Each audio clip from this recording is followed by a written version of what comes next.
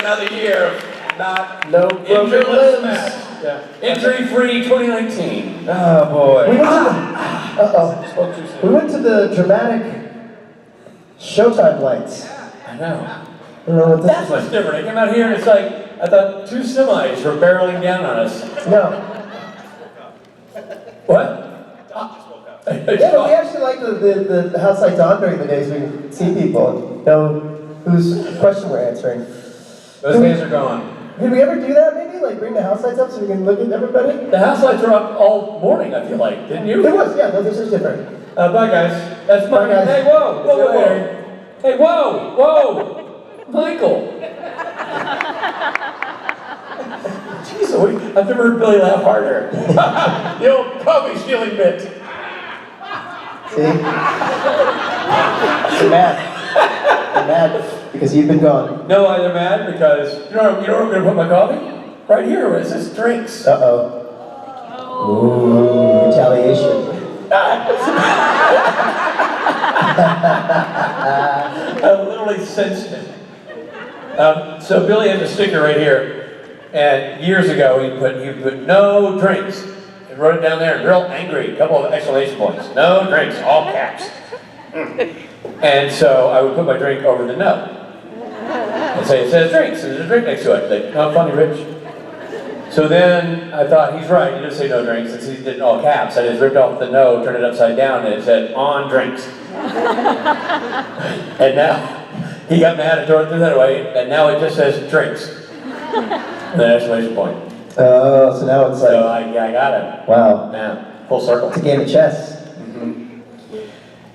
Rich? In case Good panel, everybody. Speech?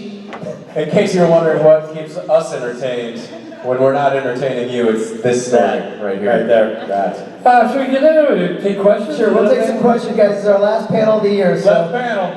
Let the questions fly. Let them go. Yes, ma'am. Hi, guys. Hi. First off, I just want to congratulate you, Rich, on your new album. Congrats, Richie. Thank you. Thank you very much. I appreciate that. And so, just with that being said, I just was wondering what the best part about working on this album was and what your favorite song to record was.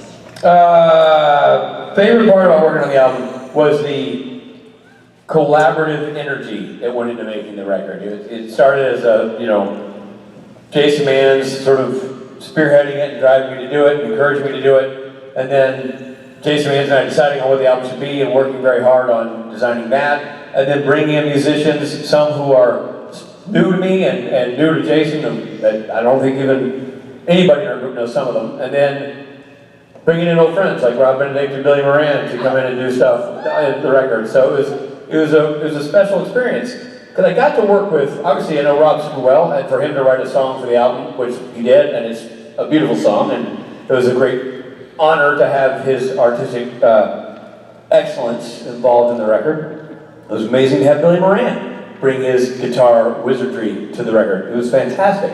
And I know those guys, and we have a comfort level, even though I don't deal with them in music, at least we're already buddies. What was interesting was sort of reaching out and tapping the musical talents of people, a lot of whom you know if you're big Station Breaks fans or Loud and Swain fans. You've encountered some of these other musicians at other concerts in Germany. Rob Humphreys, who's a drummer, Station Breaks drummer. Coop, who's a bass player. Emma Fitzpatrick, who has a fantastic voice and has her own musical pursuits and joins you guys in Germany and plays for the Rockwood shows, to have her come in and sing on the record. So it's really getting to work with people that I have known and admired from afar for years, alongside my good buddies and some new folks. So the whole collaborative spirit of doing it was really fun and exhilarating. It was like improv, because we'd go in with an idea of what we were going to do, come out with something completely different that was better, and that was pretty awesome. And oh, you wanted my favorite. I don't have a favorite, because they were such a curated list of songs. Like it was started big and got narrowed down. We'd even try recording something and that wouldn't work. We'd accidentally have success with something else. And It just became a process of, these are the songs that should be here. And so for each of those songs, I have a strong affinity, so I don't have a favorite. Well, thank you so much. Thank you. Your album is amazing. Thank you very much, I really appreciate it. And just overall, to all of you who have been involved in giving me crap about doing an album, and then now supporting the album by downloading it or listening to it on Spotify or buying it in the lobby, I really appreciate it. This has been a complete project of passion and fun for me, and I appreciate the support, and I hope you enjoyed it as much as I enjoyed making it. Thank you, appreciate it. Over here. My question is for Rob. It's actually to settle a debate between my wife and myself. Okay. Well, this is not going to go well. Uh-oh. I want to be right, but I kind of want her to be right. Okay. Oh boy. Okay. In Atomic Monsters, Yeah. as Chuck was writing what was going on, Right. was the son always the vampire, or when Becky pushed Chuck to make it darker, did it switch from the parent to the child to be the vampire? I think it's funny. Someone asked me about that yesterday. I think what the Chuck storyline is sort of the greater storyline of what's happening. The end is the end of Supernatural. So the thing that Chuck was writing in that episode is the end of the show, not the end of that episode. So what he was writing didn't affect the vampires. It affected Sam and Dean and what's going to happen to them. That's the trajectory.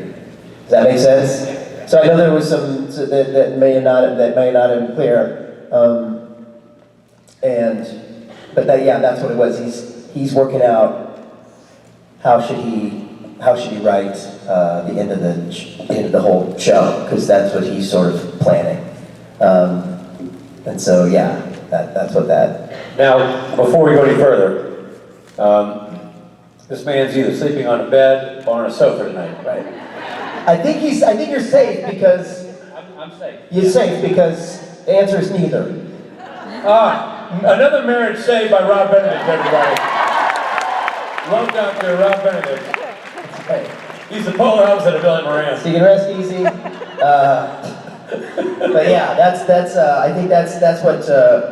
There was some confusion. I don't know if you saw that episode, but there was some confusion About what the story was being written about. And so, Yeah. The whole thing that I'm doing is working on how to end the show, and she's like, that's what she's so horrified about. So you're good. You're safe. Thank you for your question. all right, over here. Hi. I just want to start off by saying, Matt, I thoroughly enjoyed the Criminal Minds episode. You are the prettiest dead person I've ever seen. One of the prettiest dead guys ever, Matt Cohen. And you would have been my perfect Prince Charming. I don't know what she was tripping on. Thank you. And my question is for Rob. We know... You got the shout out. That's good, I got a text message anyways. Okay, Rob. Yes. We know that the Winchester story is technically your favorite story, but which brother is God's favorite? Oh man. All right, now, pause, time out. Remember I said about you saving a marriage? You're about to ruin relationships. Fans' relationship with you. Half That's the fans I'm about to ruin my own are life. going to hate you. So you're either on the sofa or the sofa. You know what I mean? The answer to that question is like any parent, you don't have a favorite child. You love them both equally. You love them both equally. I love that they're like, whoa, What I like you is almost didn't say anything. my favorite is all the parents out there are going, bullshit! Taylor's a nightmare! If I'd had 3 Shaynas, it'd be a delight at my house, but no! Had to have that turd. I love them both equally, and so does God. They're going Now, to storm the stage. Literally, you're giving the most politically correct answer of all they're like, time. This is bullshit. I didn't come here for this crap. I want to see sparks fly. Pick a favorite. Rob or Rich. Whoever you are. Now Gabriel, on the other hand. Big fan. A big fan, big fan. No, but yeah, no, God doesn't have favorites. God doesn't have favorites, especially when it comes to the Winchesters. He loves, he says a funny way of showing it. Rob loves Sam and Dean equally, much like all of the fans. So not true. One person. They all have favorites. I don't know why I'm all of a sudden really nervous. It's like a poison dart. She said if someone stands up in the audience like, Just set you up for failure. That's why. I know, but I gave like the most politically correct. I know, but what reason? That's the range of answer. You better watch it. Man, I've had it. Rob is politically sensitive answers. But for me personally, thank you for your question. I like watching Rob squirm, so thank you. Over here. Huge honor to be able to speak with you guys. Question is, throughout all of Supernatural, there's a lot of story arcs, characters that have very deep biblical connection. Just wondering if you could give us a little insight as to where you draw from your material. There goes more than just scratches the surface of a lot of biblical characters. So just going to see where exactly you draw a lot of that from, where that comes from. Biblical inspiration. I mean, I think, I just want to clarify, is that what you're asking, right? Like sort of the roots? Right, yeah. So, I mean, most people's basic understanding of biblical characters and, stories, Supernatural goes a little deeper than that, like Leviathan and stuff like that. So, just going to see how you develop the story arc, or how those story arcs are developed, and how much research and development goes in from the Bible. Gotcha. I actually have a direct answer to that specifically from Changing Channels, that episode. Because years ago, when I got that script, and you're just hired to do an episode, a year goes by, you're hired to do another one. It wasn't like I was heavily involved in the show. And when that script came in, it had this whole revelation that I was Gabriel, right? And I was like, oh my gosh. Read the script. It's like very different than the 2 previous episodes I had done. Much more involved in the mythology of the season, of the series. And I was like, oh gosh, there's a lot of weight here. So I didn't know the writers well. That was written by Jeremy Carver. By the way, whose new show Doom Patrol is awesome. But side note, I asked production. I said, can I have a conversation with Jeremy Carver? I'd like to get a little backstory here on the story. And so I did. I read all the Gabriel parts of the Bible. And so, because this kind of seemed to be the logical place to go. And I got on the phone with Jeremy and I said, all right, so I want to talk to you about the story, where it's going, where it's been, because I don't know. I went ahead and did my research and read the Gabriel parts of the Bible. And he paused and he's like, yeah, we don't so much go by the Bible. And I was like, oh, okay. And I say that because that's kind of a direct answer to your question, in that I think that question you're asking, if I may say, is more almost a writer's question than ours. I mean, how we develop our characters based on what they hand us is one thing, but in terms of their storyline and where they find these inspirations and characters and how much they lean on texts, whether it be the Bible or other books or stories or legends that they've heard or read or researched, I think is pretty substantial, but it varies. It's not like they're leaning on one thing. They're not just going to the well of the Bible or going to the well of specifically religious material. I think they look all over for ideas and come up with fictional ideas and then find a way to sort of create a history that makes sense to something we know to be popularized. So, I think it's a very complex effort they put into it as writers. Yeah, I think, our job as actors really is to play this role as it is written, to help tell the story, and obviously, like for me, playing somebody like God, which all of my research, my instincts about God come from my upbringing. I went to Catholic school for 8 years, so, okay, great. It's the same person who loves changing channels, also Catholic, okay. And She She loves the Bible, Change Channels, Catholic School, and both Sam and Dean equally. That's the Exactly. one person.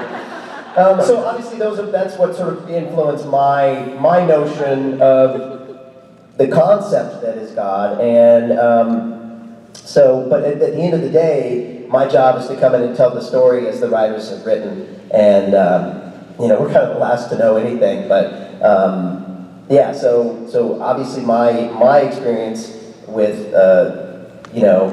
knowing about God as it was written in the Bible certainly influences my performance, but at the end of the day, this is a fictional character I'm playing on Supernatural just to tell that story, as opposed to trying to represent the Bible or the biblical version of God. But certainly the smiting part of it, all that. And, I mean, I say to people, this season I'm definitely going Old Testament, to the Old Testament God.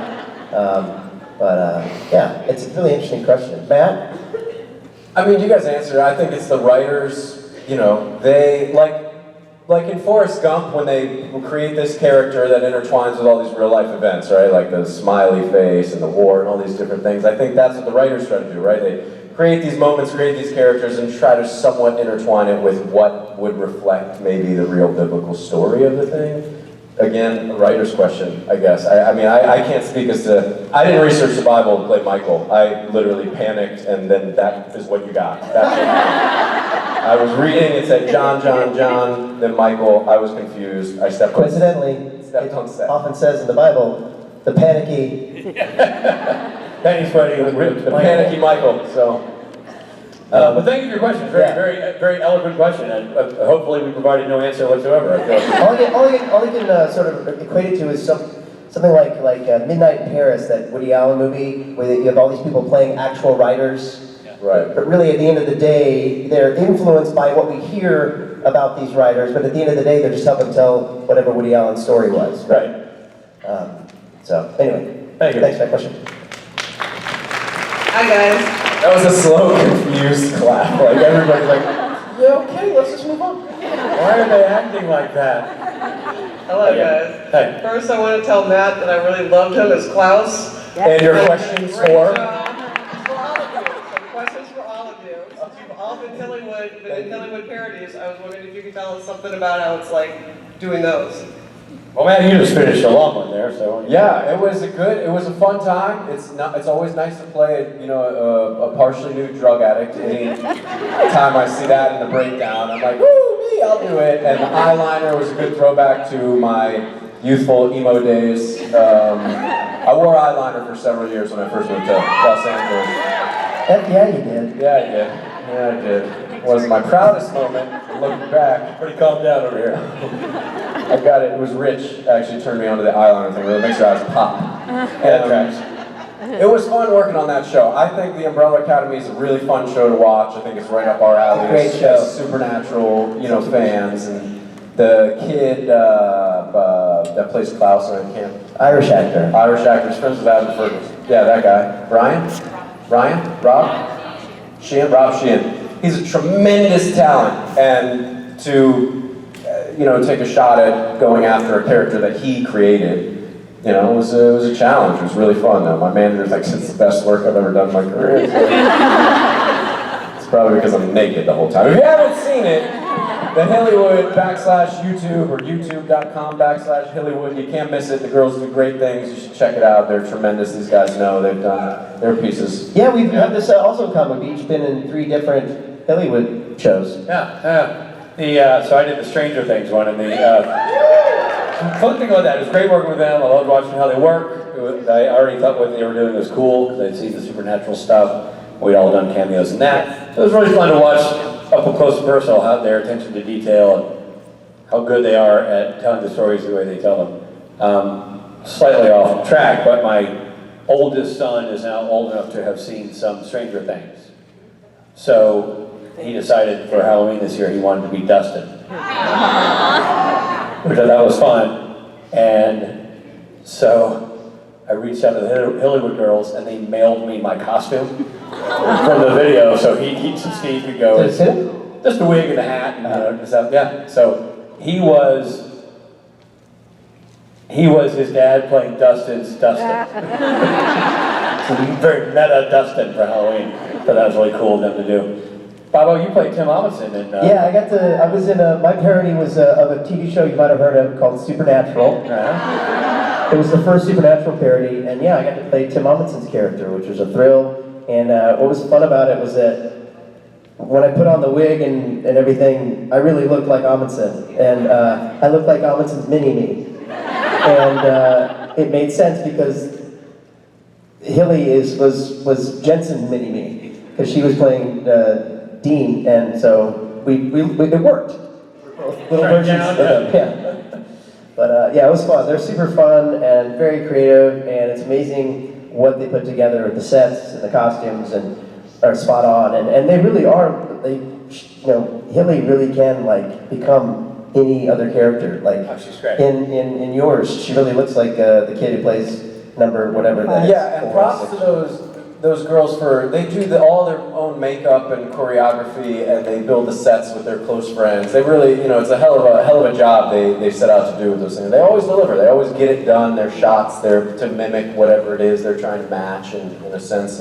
But Hilly does her own, transforms herself. I'm gonna be Dean now. Like it's like completely does it. It's incredible. And she's just so cute, so pretty. She's got long flowing red hair, but then she's like never, she's like. Oh, where the hair goes. Well, it's just Dean. I never saw her because we were doing Stranger Things.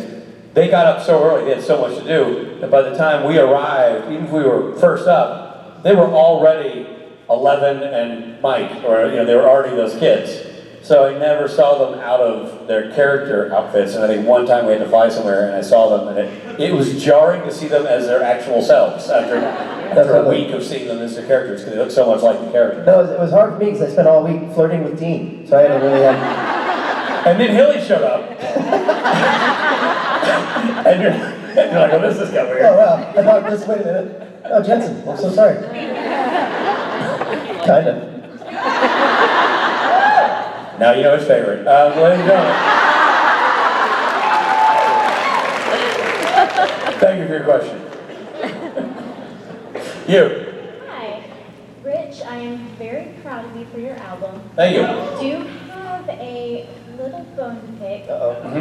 I'm wondering why your release party was not in Nashville. Wow, Rich. Hometown. Decline. It's the Big Junior and the Volunteers. Volunteers. Hat show print. Great point. Nothing. I'm with you, man. Smash share on Speight. Wait. Nothing would have pleased me more than to do a show in Nashville, Tennessee to launch the record. The drawbacks to that were none of the musicians would have been with me because it's Thanksgiving week, so we're throwing a party. So backstory: we're throwing a little launch party Tuesday, this coming Tuesday in Los Angeles at the Roxy. Station Breaks are playing. That's what I read online. Yeah, Michael Rosenbaum's band. I actually did see that online as well. Yeah. And I don't know if you know this, but you're also playing with. I read that online. So it's 3 bands playing at the Roxy, super fun, and there have been some comments like, why the week of Thanksgiving? And the truth of the matter is, why Los Angeles? It's the one time when everybody could do it. It was like we were trying to get everybody's schedule lined up. He's up in Vancouver shooting all the time. I'm currently directing an episode. I was on a different job before. He's back and forth. Everybody's got things going on. It became the one thing, the one week we could pull this off and not just completely skip it. So we're doing a launch party in Los Angeles next week. Now, that's not to say that we're not working diligently to do another one next year in Nashville, Tennessee. So that is not, it won't be the launch party, but it'll still be a party. So we're working on that. Hopefully you can get something together for Nashville in early 2020. That's cool. Just don't forget your hometown fans, okay? Say it again? I said just don't forget your hometown fans, okay? Unfortunately, I'm not going to be able to have any hometown fans at the hometown show. I decided only people who hate me are allowed. I'm so sorry. So I had to narrow it down somewhere. It just sold out. Yeah, no, look, on the line around the block, it was funny. People who hate Rich, shit, I hate that son of a bitch. I'll go. Dad. But thank you for the support, and thank you for understanding. I want to say one thing about the Dig 2 and the Volunteers. So that's the name of the band, and it's a double meaning, the Volunteers. It's one, because of Tennessee being the volunteer state, and I don't know if you know this, Rob, but I am from Tennessee. That's what I heard. I am from Nashville. It's also, Volunteers is because I really wanted to pull, the reason why I even got to make a record is because Rob Benedict and the boys from Loud and Swain have been kind enough to let me play music with them for the last few years, which has sort of reignited my love of playing, and it's been this great influence on me to watch these guys play and have fun, and so, thank you for rekindle that energy for me. And Jason Manns came along and has gotten involved and been a great influence. And we've done this all as creation events. We've been doing this, playing this music, and I've been redeveloping my love of music at the creation events. And though we're on stage all the time doing all these fun things, the system only works because of the people who help us run it. And back in the day, they were volunteers. All the people who worked for us, who walked us around, were volunteering for those positions. So part of the title of the band is encompassing not just the musicians who helped me make it, but the people who helped make this, which is the forum we've used to launch many a musical experience. So it's a nod to the band, us, and the volunteers who make up Creation Entertainment. So it really is a group title. So I want to be clear about that. There's not just for Tennesseans, although I am Tennessean, it's for the group here that makes the show fun. I hope to see you at the Nashville show. I'll be there as soon as you announce it. I love it. Thanks. Well, might want to wait until the actual show. Wait till the actual show. Yeah. Okay. That'll be weird. I'm at the venue now. Go ahead. So my question's for Rob. We all love you very much. This is a bad setup, dude. It sounds like your mother and I love you very much, but Downhill from here. yeah.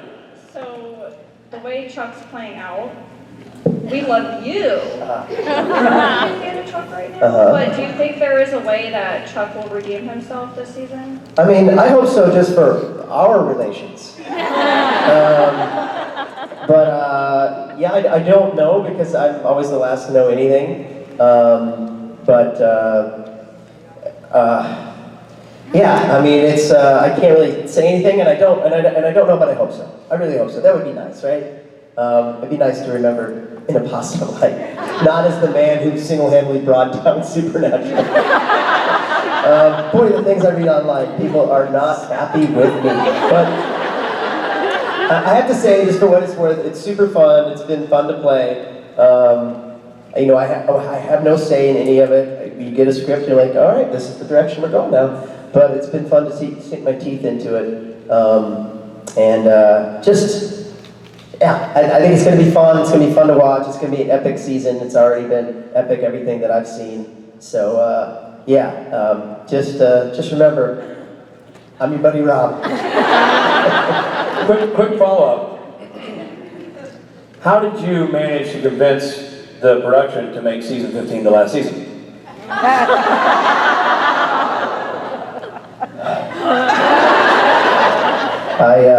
It's funny. It's funny, I was going to make a joke when you were answering your last question about the volunteers. I had a joke and I was like, yeah, take it easy, let them have this. Don't be the guy who's like needling them from behind. And now I wish I'd done it, because you're a jerk. From the front. You're a jerk face. Now, as everybody knows, Jensen and Jared made that decision. The CW would have, the Judge and Jared were like, I think it's, and then they decided, oh, let's get this schmuck in here to ruin it. No, yeah, I mean, at the end of last season when I got that script, I was like, oh, Jesus, people are gonna hate me. This is not gonna go well, but it's fun. It's as Rich said, it's fun to be relevant again and to be back on the show because personally speaking, it's just fun to go work with my friends. It's just so fun to be up there. Every time I go up, it's not enough. Like I want to stay for longer.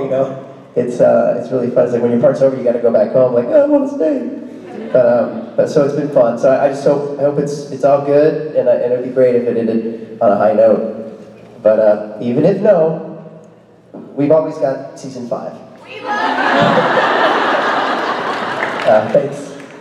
There you go. Like Rob comes out of like the like Looney Tunes old-fashioned circle at the end. He's like, hey everybody, we always have season 5, okay? Curtain closes. just like the idea that you're going down as the man who's single-handedly brought down. Yeah. Self-titled nonetheless, really. You just gave me yourself that one. Thanks, I sure did. All right, you. Hi, my question is for Rob. Okay.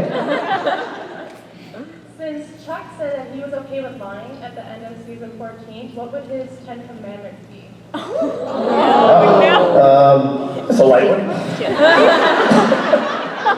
Rich is a jerk. It's an odd commandment. Gosh, I mean, it's basically they'd be the same 10 commandments minus that one. It's okay to lie. Now, writers lie.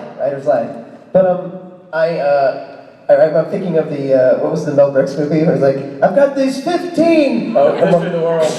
Drops and like 10 commandments.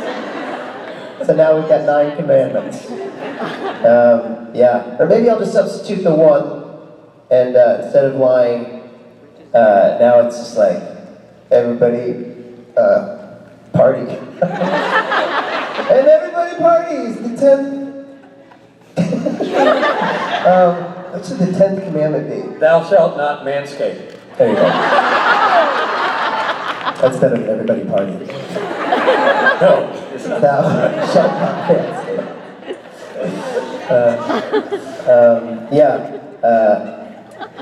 Any help, Matt?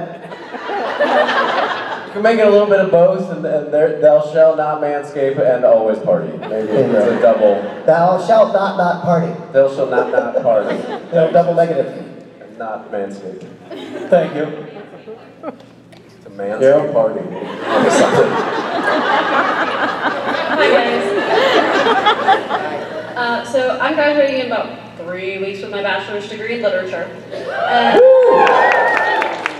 So my question was, if you could have lunch with any author or poet, dead or alive, who would it be and why? Michael Chabon. Or Chabon, or how do you... Sorry. I raised my hand, Rob. Sorry.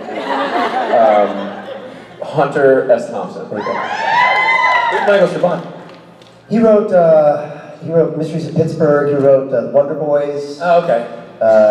The Amazing Adventures of Cavalier and Clay. Just a really, really smart writer, and it seems like from the picture on the back of the book, kind of dude I want to hang out with. He's got kind of long hair, and he's like super intellectual, and his characters and his writing is just so smart. Oh, that's cool. Yeah. If you've never read it before, read his very first book, Mysteries of Pittsburgh, is great. And also Wonder Boys, which made into a movie. Yeah, I remember Wonder Boys. I haven't read him, but I'll check it out. Mine's very arbitrary. He's a Southern poet named Alan Tate, who was a member of these sort of like renegade poet group in the 30s and 40s called the Fugitives. Like Robert Penn Warren was in that group, and John Crow Ransom and Alan Tate. And specifically, I've never been asked that question, but the reason I would do that is he died when I was 9, but his son, my best friend growing up, from age 6 to he was at my wedding, we were still hanging out all the time. So I would like to know the father of my buddy. I think it'd be neat. So you never knew him? Met him briefly once, but he was bedridden and sick when I was a kid. Oh, wow. And died shortly thereafter. So I think it'd just be interesting, because he had a fascinating life. Like I know I'm old, but my buddy, who's my age, his dad, Alan Tate, was born in December of 1899. Wow. Like that's an age gap between your father and son, significant. He died at the age of 79 when we were 9 years old. And he... You had the kid when he was 70? Yeah. And it was his second marriage. He'd been married once before in 1924. So Ben had 55 and 6-year-old half-siblings. And he'd been a roommate with Hemingway. Like he was a literary figure back when literary figures were rock stars. You know what I mean? Back when it was like cool to be a writer and a journalist, and you'd go hang out with Hearst and that kind of stuff. So he had a really fascinating life, and I just think it'd be interesting to... Wow, that's amazing. I was thinking you're going to say, like, you actually did have dinner with him. Now, did you meet him? Yeah, we had dinner together.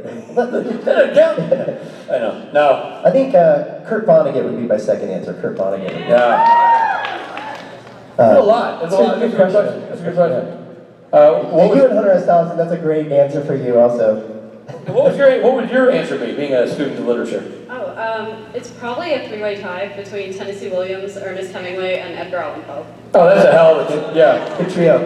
Solid. Yeah. That'd be a great meet and greet. That'd be I'll tell you what, right there, that's a manscape party. I mean, you get that there. There you go. That's 10 razor worthy, for sure. Some absinthe and a razor. Party, thank you. You. My question might be a bit stranger, but it's from my friend Michaela in Australia to Matt. She wanted, Oh, great. Yeah, she woke up at 4 a.m. She's here, just watching. She woke up at 4 a.m. to say, she wants to just ask Matt, what is your favorite type of toast, and if you eat spaghetti on your toast? There you go. Question of the 80s. What's your favorite kind of toast, and do you eat spaghetti on your toast? Clearly, the fans of Supernatural have decided to only ask us questions based on our intellect. And so, I'll answer this question.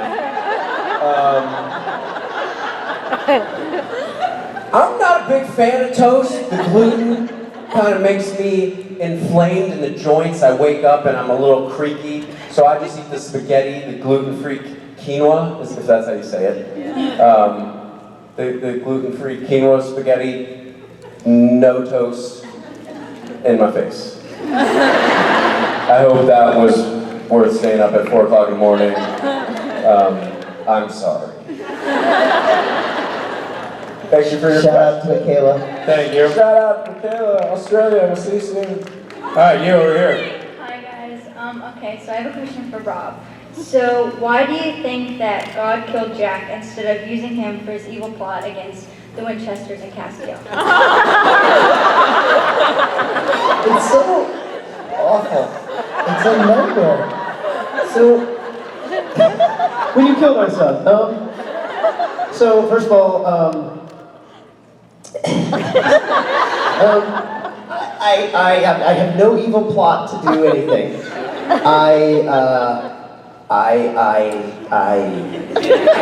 It's more that, you see, I've written this story, and I love the characters in this story, and of all this is my favorite show. This is my favorite Sam and Dean, my favorite show. But now I'm kind of growing tired of it.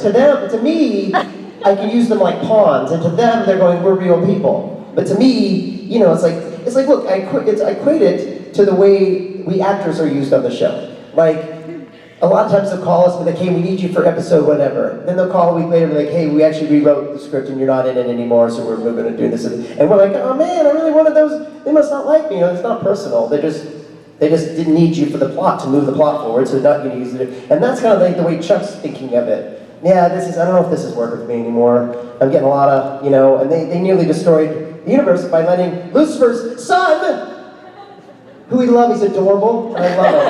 He's just very powerful and scary, and sure, there was a power thing. Was I scared? Yeah, I was. But I needed to sort of get rid of that, so to move it, and then I'm like, I'm just mad, I'm kind of in a bad mood about it, and like, maybe we just don't even do that anymore. Now I understand, for you, that's personal. For me, Rob Benedict is personal. But for God, this is not personal in that way. I love him, it's great, I love him, but maybe not, maybe do something else.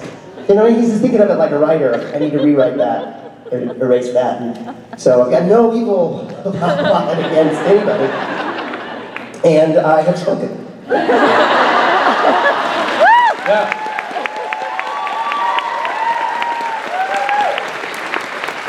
Thank you. Hashtag, we'll always have season 5. Well, it's like season 5, thanks. All right, over there. And 11. And any other season besides this. Hi. One question. Okay. So, you both play two characters, Michael and Don John and everything, and between the trickster and Gabriel, which out of those, variations do you like the most, playing?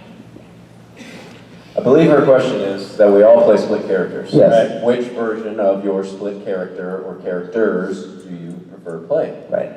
I'll start by saying Michael, because he doesn't have any rules and can basically do whatever he wants, including get real close to Dean, look at his lips, and then touch his face. And not every guest star in Supernatural can say that shit, can they? Alright, I walked right up to him, his big pouty lips, and I went, take that. They wrote it, I did it, what now? That's a wrap. I'll be in my trailer thinking about this moment. You guys?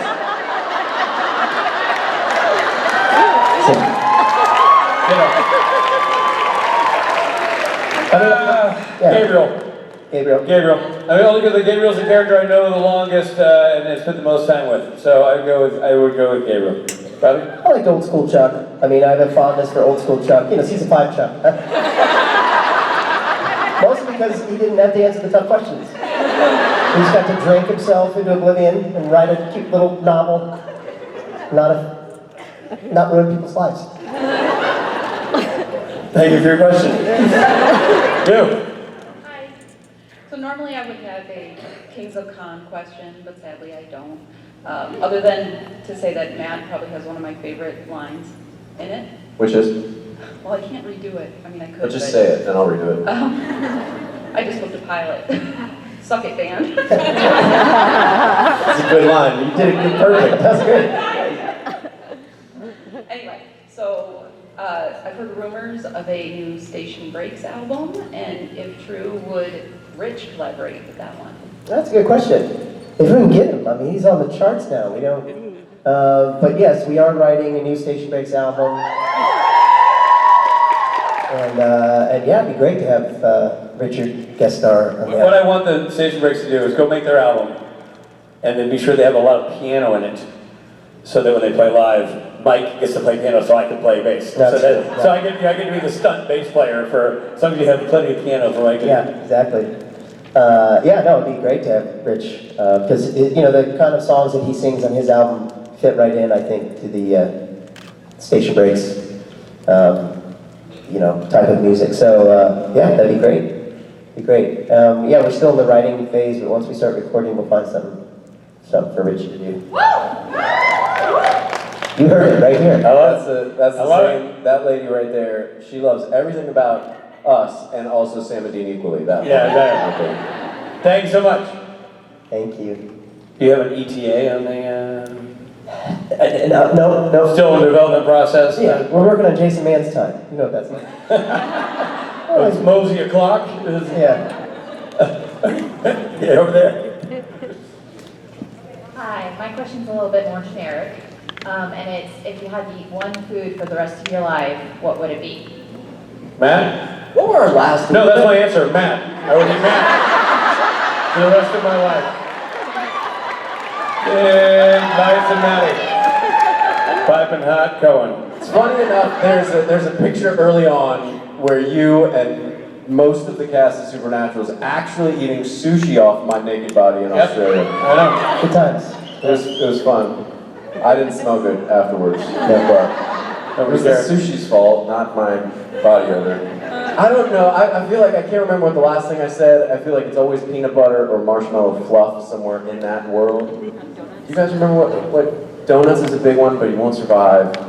I don't remember what you said before. I have these organic gummy worms at my house right now from Halloween. There you go. And because they're organic in my mind, they're healthy. They're made with real fruit flavors. That's why I made my son sit on the couch like two third-year freshmen in college, just shoveling them into our face. Right now, that would be the thing I would survive on. They're really good. Popcorn. Popcorn, yeah. Popcorn. If not popcorn, then pretzels. And if not pretzels, then peanut butter. If not peanut butter, then chocolate. And that's why my favorite food, my favorite candy bar is Take 5. Because it's fucking pretzels, peanut butter, chocolate. Popcorn? It might as well be popcorn. It's got everything. It's popcorn. It's right. So good. Let's take one last question before the band says over here. Last question. All right, so first of all, for Matt, did you ever have a prank pulled on you on set? And for Rob and Rich, what is your favorite prank that you pulled? Oh, no pranks. No prank bed. Well, wait, Matt? you know what? I've never had a prank pulled on me. And you know why? Because don't fuck with me. That's why. Because I'm there to work and create and do things. Jared and Jensen, boy, they know better than mess with young dada, okay? I still got spunk in these young John boots when I throw them on. So. I guess the best prank I ever pulled was checking Rob Benedict into a hotel under the name Haywood Jablomi, right? I've never played pranks. I don't play pranks. I'm a good person. I like people. But the worst one I've ever been a part of is when Richard told me to check into the hotel, and that was then he said the name was so that people didn't recognize us. They gave me a name to check in under that wasn't Rob Benedict. It was Jablomi, Haywood. And so I went up to the guy and I said, hey, my room is under Haywood Digiblomi. It's Haywood Digiblomi. So it backfired on everybody. And then I showed it to the guy, and the guy was like, you're an asshole. Ladies and gentlemen, that's Rob Benedict, that's Matt Cohen, I'm Rich Speight. He's there. Right there. You know what it is? It's a magic number. Yeah, it is. It's a magic number.